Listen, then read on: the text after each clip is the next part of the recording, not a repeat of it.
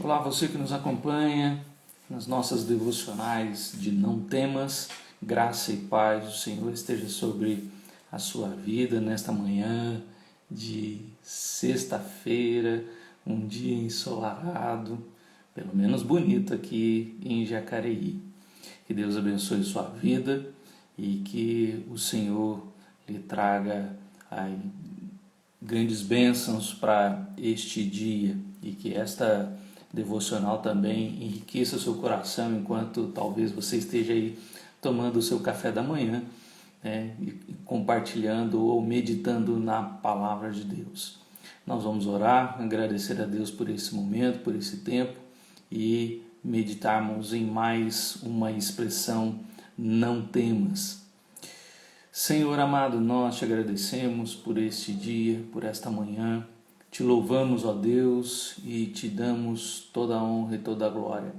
Só o Senhor é o Deus que transforma a nossa história, a nossa vida e as circunstâncias que nos acontecem, ó Deus, ao longo da nossa vida. O Senhor é aquele que já, como Davi expressa no Salmo, conhece todos os nossos dias, todos eles já estão escritos e determinados, como o Senhor assim já o fez antes da fundação do mundo, como Efésios também nos revela. Obrigado, Senhor, porque neste tempo, enquanto vivemos, o Senhor vai nos ensinando, o Senhor vai transformando o nosso coração, o Senhor vai nos mostrando as realidades da vida espiritual e o quanto somos dependentes de Ti.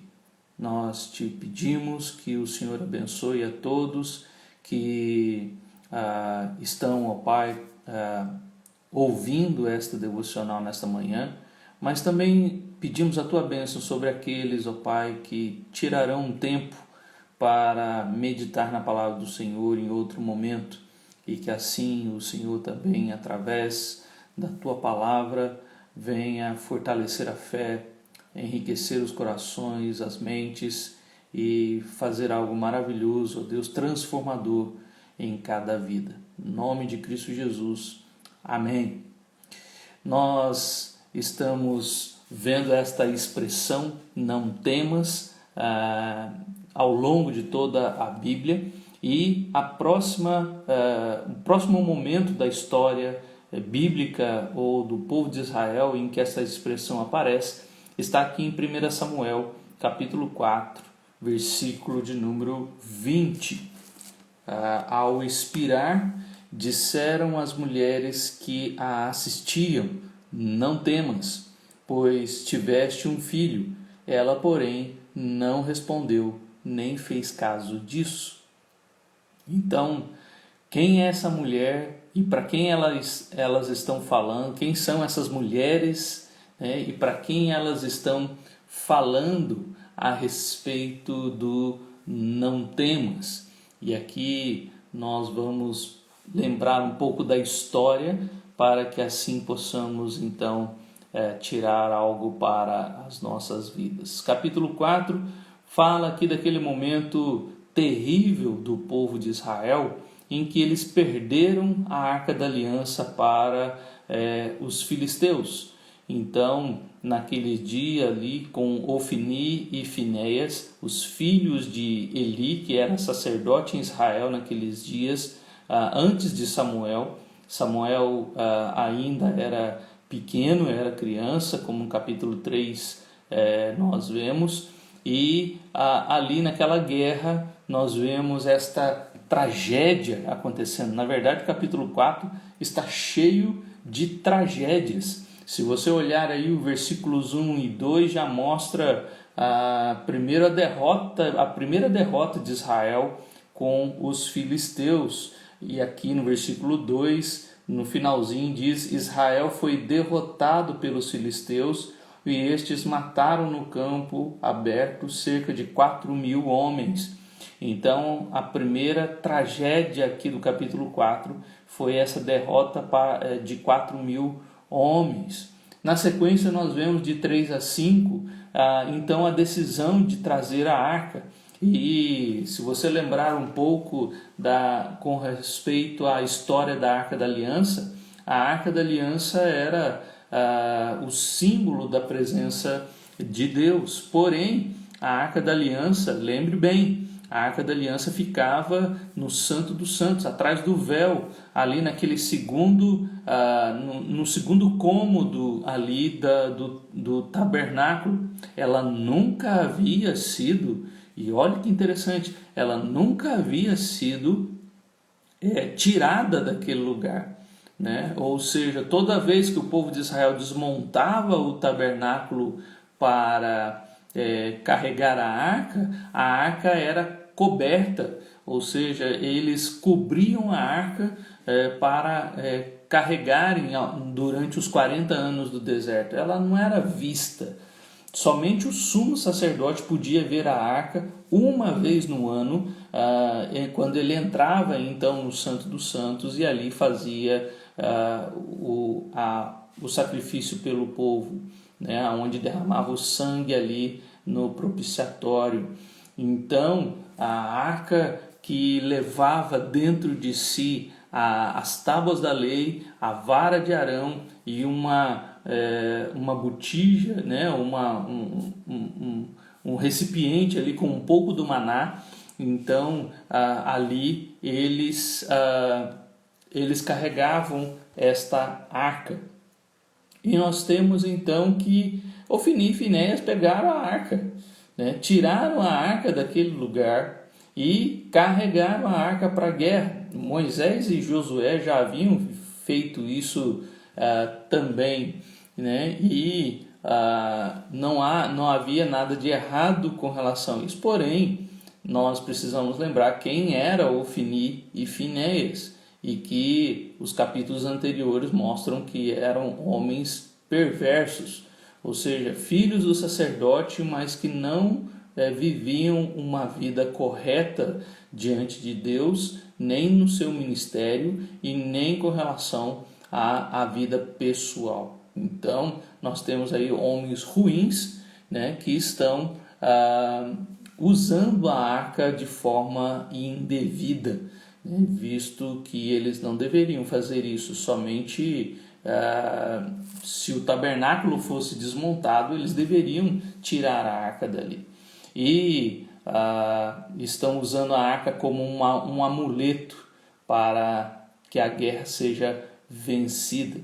Então, nos versículos de 6 a 9, nós temos aí agora o medo dos filisteus. Eles estão preocupados porque quando a arca chega ao arraial ali do exército, eles gritam de alegria, né? Os israelitas gritam de alegria e os filisteus ficam atemorizados. O versículo 7 diz: e se atemorizaram os filisteus e disseram, os deuses vieram a arraial. E diziam mais: ai de nós, que tal jamais sucedeu antes.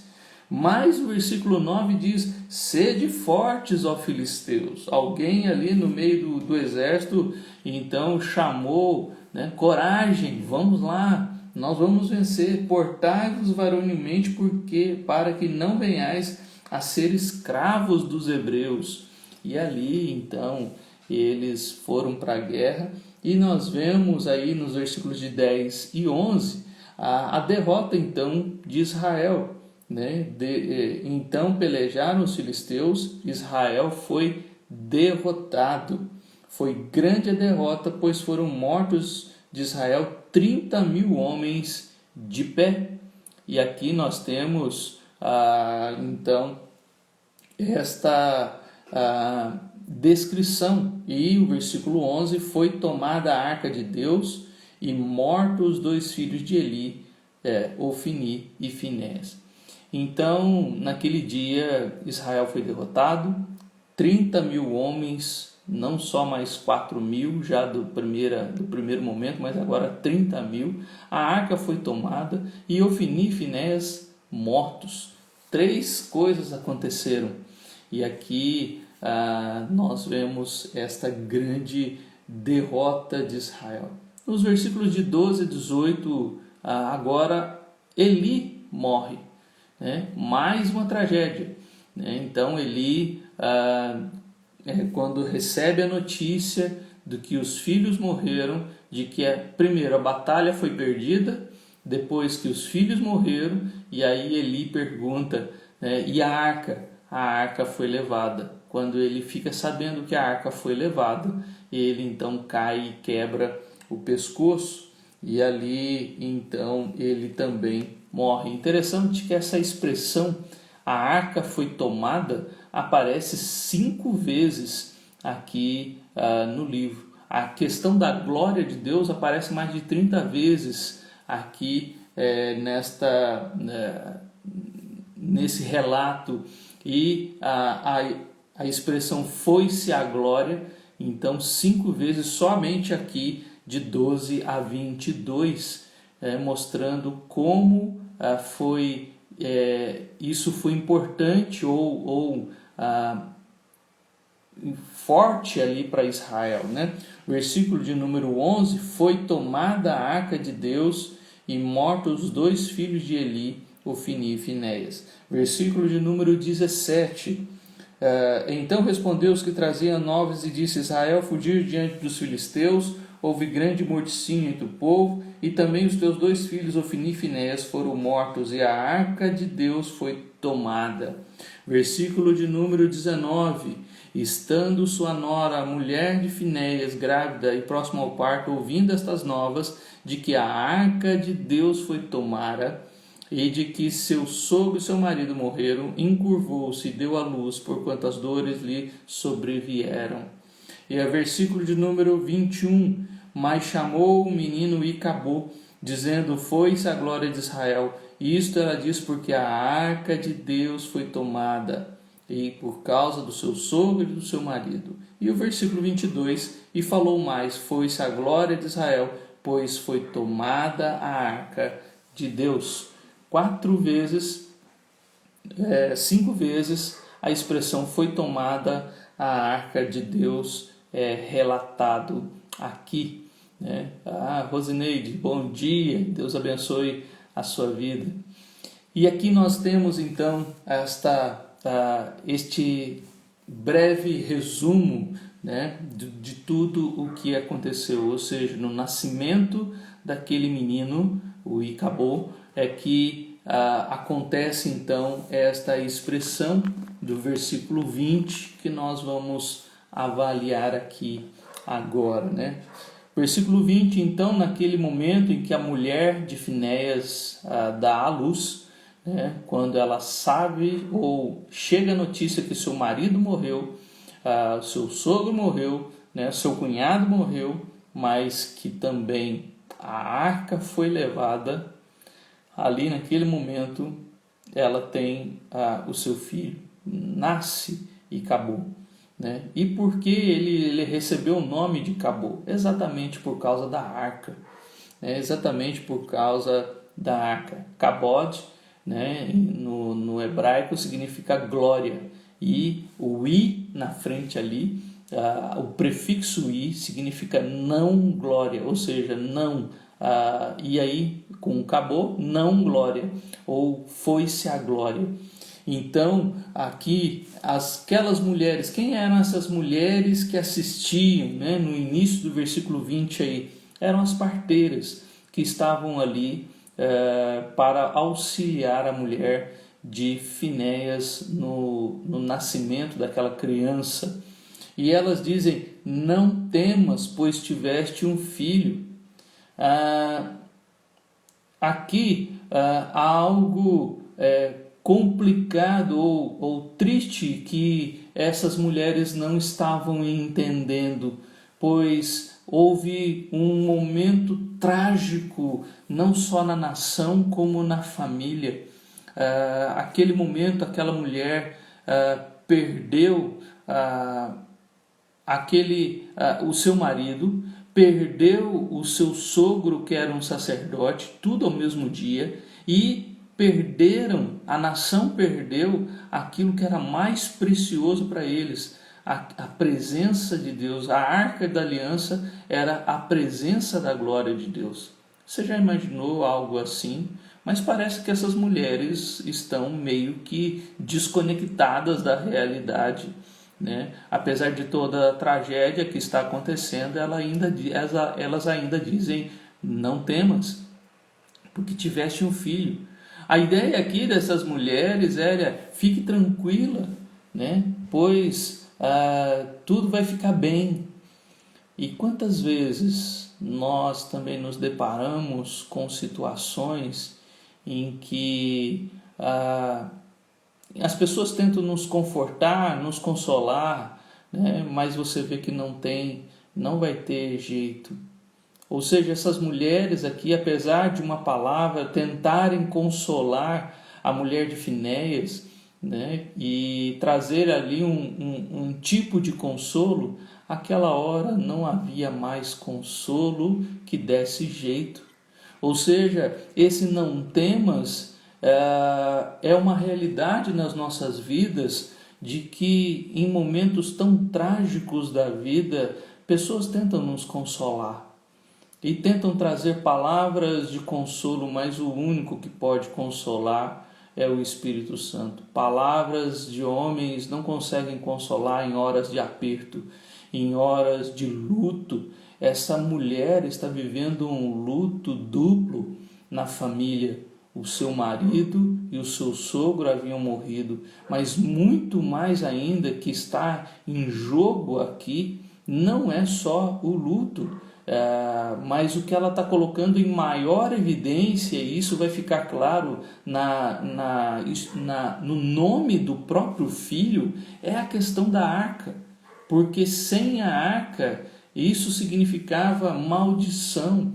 Isso significava que, apesar do filho ter nascido com saúde, né, apesar do filho ter vindo ao mundo, ela não teria a bênção de Deus. Então ela está vivendo aqui uma situação terrível, e essas mulheres parece que estão fora de contexto, aonde Icabod não vai ter a presença de Deus, e o próprio Deus já havia trazido esta maldição ou esta informação para Eli de que a família dele não ia permanecer, exatamente por causa da vida dos filhos. Ou seja, aquela mulher foi consolada por essas mulheres, mas essas mulheres parece que não compreendem, ou é como se elas dissessem: fica tranquila, né? Deus vai abençoar você, esse menino vai ser uma bênção, quando na verdade elas ainda não entenderam que a tragédia é grande. Ou seja, nessa hora é muito difícil, quando nós passamos tempos de lutas ou de tragédias tão grandes, né? Palavras de consolo não farão muita diferença. E isso fica muito claro que a segunda parte do versículo diz: ela, porém, não respondeu e nem fez caso disso. E por que ela não respondeu e não fez caso disso? Porque ela sabia quem era seu marido, ela sabia que a glória de Deus indo embora, o povo estaria perdido. E ela sabia que sem Deus o povo não teria bênçãos, o povo não seria protegido, o povo não viveria em paz. E ela sabia, não fez caso disso, não fez caso daquele consolo, daquele conforto. Por isso, meu querido, como é importante a glória de Deus na nossa vida. Nós estamos vendo aqui mais um dos casos, né? Já passamos desde Gênesis, estamos vendo essa expressão não temas, e aqui mais uma vez nós vemos esta expressão de alguém que está trazendo um consolo vazio, um consolo que não vai ter efeito quando a gente sabe da questão dos propósitos de Deus, quando nós conhecemos quem Deus é, quando nós conhecemos a questão da aliança. Isso é outro fato interessante. Samuel, o livro de Samuel está num contexto da aliança, está num contexto da lei de Deus, da lei de Moisés em vigor, e aqui eles se esqueceram da lei de Deus. Ofni e Finéias não cumpriram a lei de Deus, estavam usando a arca, mas eles não viviam uma vida correta. E Deus não tem compromisso naqueles dias, Deus não, e nem nos nossos dias. Deus não tem compromisso em abençoar quem não o teme, quem não honra. Olha o capítulo 2, verso 30, que interessante, que Deus fala para Eli. O profeta ali, né, fala para Eli, né, veio um homem de Deus ali no versículo 27, né, a Eli, e lhe disse, ou seja, trazendo ali uma palavra dura para Eli. Mas olha o versículo de número 30. Porquanto diz o Senhor, Deus de Israel, na verdade, dissera eu que a tua casa e a casa de teu pai andariam diante de mim perpetuamente. Porém, agora, diz o Senhor, longe de mim tal coisa, porque aos que me honram, honrarei, porém aos que me desprezam, serão desmerecidos. A primeira parte aqui desse versículo tem a ver com a descendência de Eli. Eli vinha da descendência de Arão, né, o sumo sacerdote. Por isso ele também é um sumo sacerdote. Mas nós vemos aqui que Deus está falando através desse profeta, diante de mim, né, longe de mim tal coisa, porque aos que me honram, honrarei, porém aos que me desprezam, serão desmerecidos. E a esposa de Finéias, filho de Eli, sabia, né, da vida do marido, sabia como ele se portava. Agora, interessante, né, quando a gente fala na questão familiar, né, que quem fez errado foi Finéias, mas toda a família sofreu. A mulher sofreu porque ela morreu no dia do parto. O filho sofreu porque agora vai receber um nome estigmatizado. Ele vai ser conhecido ao longo da sua vida agora por aquele que nasceu no dia em que a arca foi embora. Ou seja, todas as vezes que as pessoas então vendo aquele menino crescer e viver no meio deles e chamar pelo seu nome Icabode, iam se lembrar dessa tragédia, desse dia trágico. Olha só como foi terrível a vida de Icabode. E que aquele consolo daquelas mulheres não trouxe nenhum alívio ao coração da vida daquela mulher. Por isso, meu querido amado irmão, quando nós passamos por questões trágicas da vida, o único que pode nos consolar é o Senhor. Então não há o que fazer? Sim, se vivermos longe de Deus, não há o que possa nos consolar. O único que pode nos trazer conforto e consolo é aquele que é a expressão exata da glória de Deus, como Hebreus capítulo 1 nos diz, Cristo Jesus. Ele é a expressão exata da glória de Deus. Ele é que pode restaurar a nossa família, Ele é que pode trazer de novo a paz e a alegria, pois sem a glória de Deus nós estamos perdidos. Sem a glória de Deus não há consolo que dê jeito no nosso coração. Sem a glória de Deus, nossa família se desfaz. Sem compreendermos a necessidade, a importância da glória de Deus na nossa família, ficaremos como essa mulher aqui. Nada pode consolar. Nada, nós não vamos fazer caso disso, porque nós entendemos, a nossa consciência sempre nos trará a realidade de que não vivemos aquilo que Deus espera. E assim, Deus conhece muito bem, Deus sabe muito bem. Não adianta usar Deus como um amuleto pensando que as bênçãos vêm porque Deus é o nosso mordomo.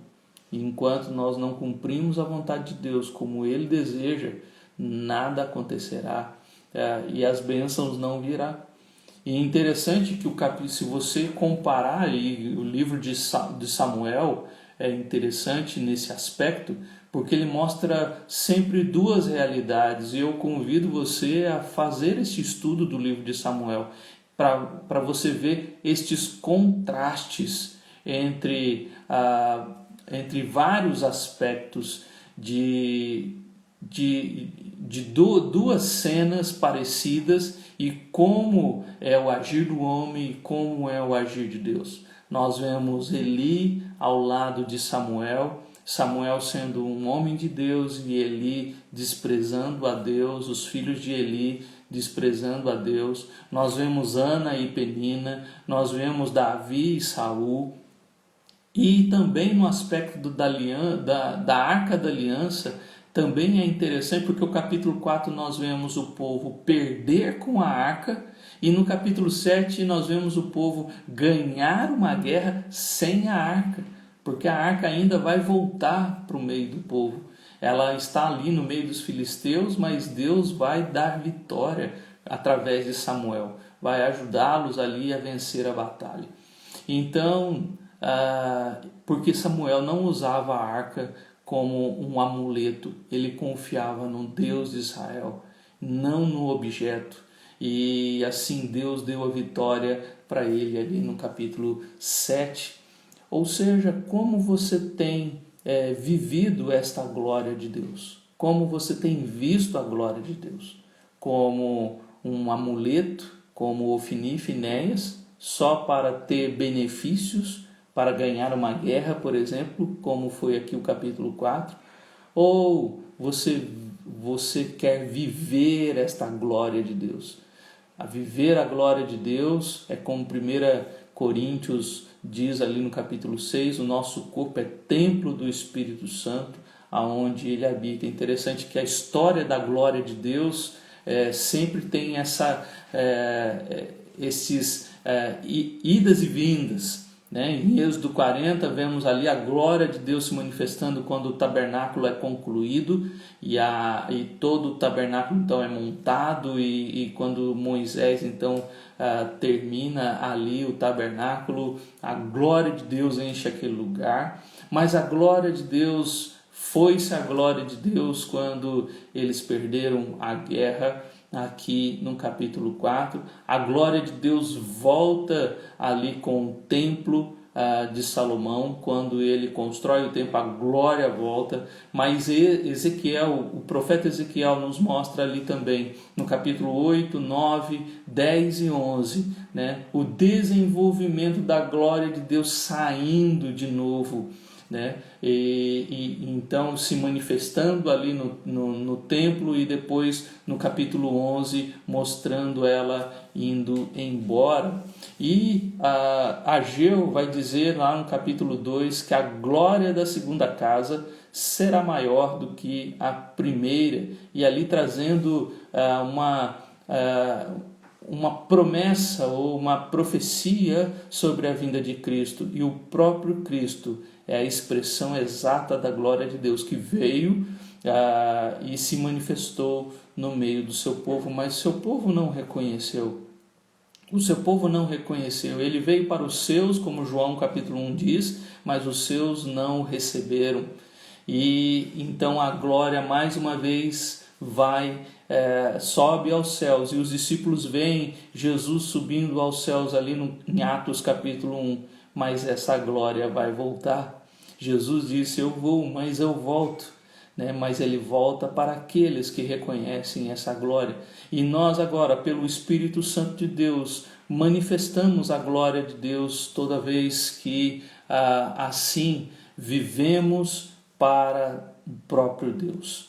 Se esta glória não é entendida na vida, então viveremos como a mulher de Finéias, onde não haverá consolo, não há consolo nenhum, nossa família vai ser uma desgraça e não faremos caso nenhum deste consolo, mas Deus tem algo para te mostrar, que essas tragédias da vida, ainda que elas aconteçam em nossas vidas, nós podemos ter consolo, um consolo diferente do que a mulher de Finéias teve, e uma expressão ou uma vida vivida de glória em glória, como Paulo diz em Coríntios, e assim podemos então viver esta glória de Deus e termos o consolo do Consolador em nossas vidas. Não deixe a glória de Deus fugir da sua casa. Não deixe a glória de Deus fugir da sua família, pois você está vendo aqui a tragédia que é a vida de uma família sem a glória de Deus. Não há consolo, os filhos são estigmatizados, vivem como Icabode, sem a glória de Deus, e as tragédias apertam tanto que nós não temos mais nem vontade de viver. Aquela mulher morreu no parto, aquela mulher não viu o filho crescer, aquela mulher não aceitou o consolo daquelas mulheres. Por isso, não deixe a glória de Deus fugir da sua casa. Não deixe a glória de Deus ir embora, mas pelo contrário, busque ao Senhor, porque é Ele aquele que nos ajuda em meio a tantas situações difíceis da vida. Só Ele pode te consolar, e a glória de Deus encha a sua vida de maneira que não foi a glória embora, mas pelo contrário, ela está sempre presente dentro de você, através do Espírito Santo. Vamos orar? Senhor amado, em nome de Cristo Jesus, consola-nos, ó Pai, neste dia. E se, ó Pai, alguns estão vivendo momentos difíceis, de tragédia, de luto, de perdas, ó Deus, de dias difíceis, só Tu podes consolar e confortar o coração aflito nessa hora.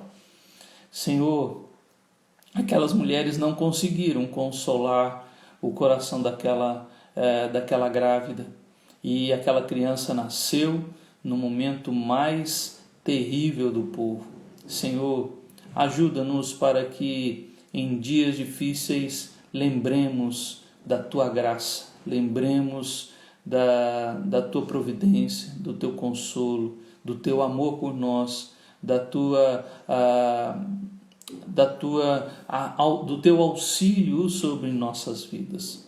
E assim não venhamos a ter essa atitude, ó Deus, mas conhecendo a palavra do Senhor, conhecendo a Tua lei, conhecendo, ó Deus, a aliança do Senhor, nós não faremos, ó Deus, descaso, mas pelo contrário, isso vai ser importante para a nossa vida. E não como aquela mulher que não fez caso daquele consolo, daquelas parteiras. Ajuda-nos, ó Deus.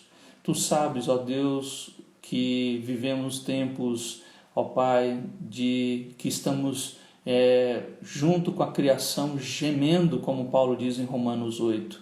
Mas o Senhor nos auxilia e intercede por nós com gemidos inexprimíveis também. O Espírito Santo faz isso por nós e cremos na Tua palavra.